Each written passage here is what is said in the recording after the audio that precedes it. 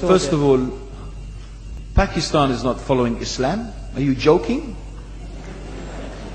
I'm saying not Pakistan, we have 90% Muslim. Muslim means follow Islam. But Muslim, what Muslim?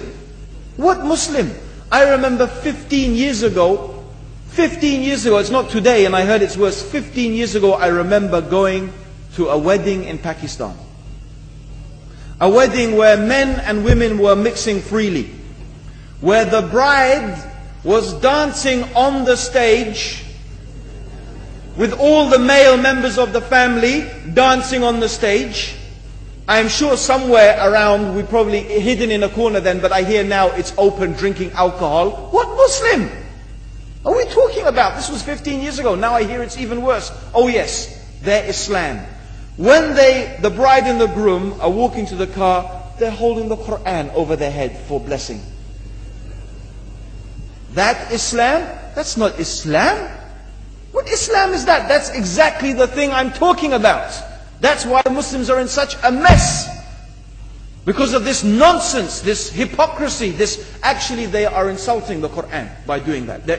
Amongst all of this haram, they think that the Quran, holding it over their head, is going to bless them because they're holding it. What is that? Where did they get this from? So, I don't know what we're talking about. In fact, this is the problem. You see, the Muslim world itself is so far from Islam. So many you find here in India. Well, I know it's not a Muslim country, but there are lots of Muslims here. But I don't know what sort of Muslim. Most of them go to the dargah and they call upon some dead person in the grave, and they think that by talking to a dead person they're going to have their needs fulfilled. What's the difference between that and worshipping an idol? There's no difference, believe me. It's shirk. I've seen it myself with my own eyes. I'm praying in the masjid. The adhan goes.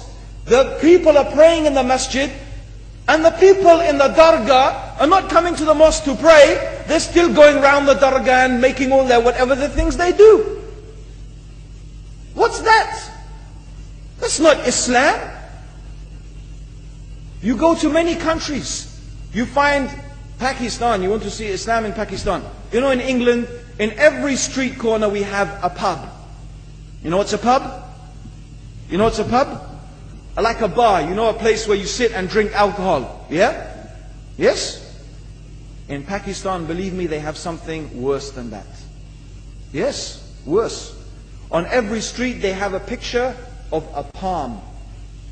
Everywhere you see it, hanging from the windows. They have the picture of a palm. What's that advertising? Something worse than drinking alcohol. An invitation to disbelieve in Allah. That they're going to read your hand and tell your fortune. Shirk. It's shirk.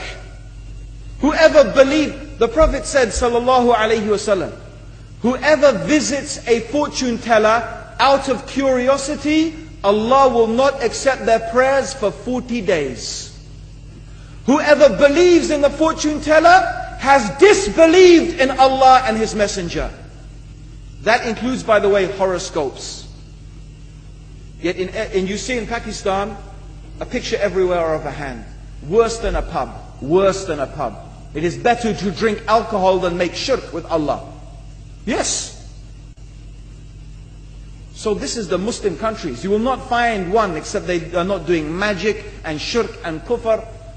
Or except maybe one or two you will find. So this is the state of the Muslims. So no wonder we're in the confusion and the chaos. So these are not good examples. And this is really, in fact, the very reason that I'm saying why we are in such a big mess.